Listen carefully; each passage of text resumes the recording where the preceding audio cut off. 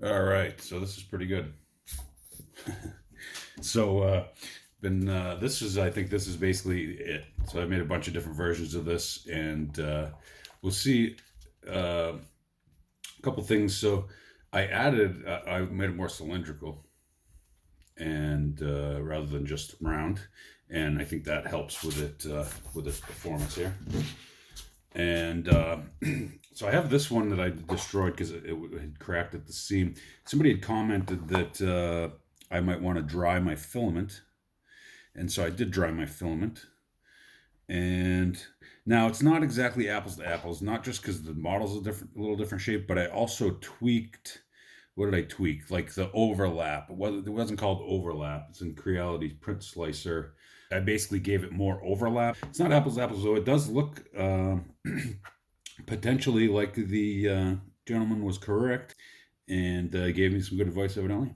And so, not that I don't think it made a whole lot of a difference in the performance, but it's definitely a little bit cleaner look. I do seem to be getting a little bit of banding in the last few prints. I don't know if it's my imagination or what. But anyway, so some of this is actually support material. But as you can see, this thing works really great. And so there's a couple of features that I added to this. Hopefully I don't destroy it when I pull the support off. That'll be a good test of how well it printed, right? If I don't make it leak.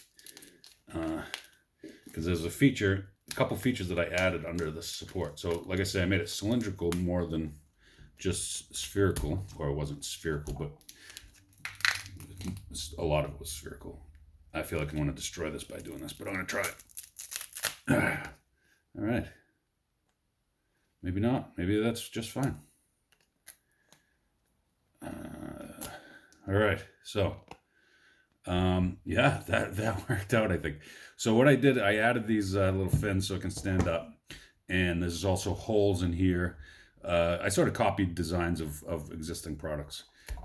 Copied some features, which these little feet here and holes for lanyard, or you could put it, a strap around your neck or whatever. And this is just a piece of support material.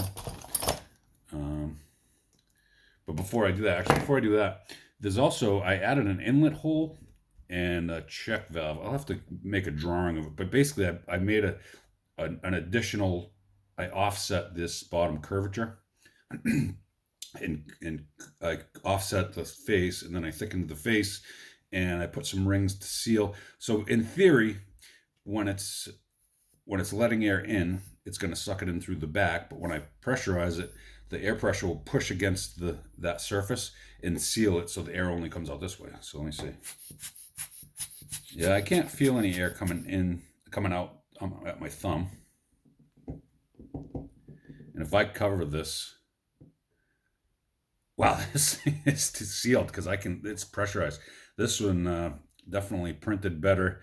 I'm not sure now how much of that is due to the additional overlap, and I'm confident that helped at least some, and potentially the drying. And I'm not sure, somewhere between 99% of one, 99% of one and 1% of the other, and vice versa. Somewhere in there lies the truth. All right, so my phone likes to shut me off at 5 minutes. At least it waited till I finished the sentence, so that worked out. So I'll just wrap it up. Yeah, so this thing worked great, and I'm gonna have fun doing this. And yeah, so Matterhook is TPU, put it on the K1, and so if I'll probably put this up for if anybody wants to download it. I'll probably put it up on Cults 3D, where I have some models up there, generally for sale cheap, $1 or so.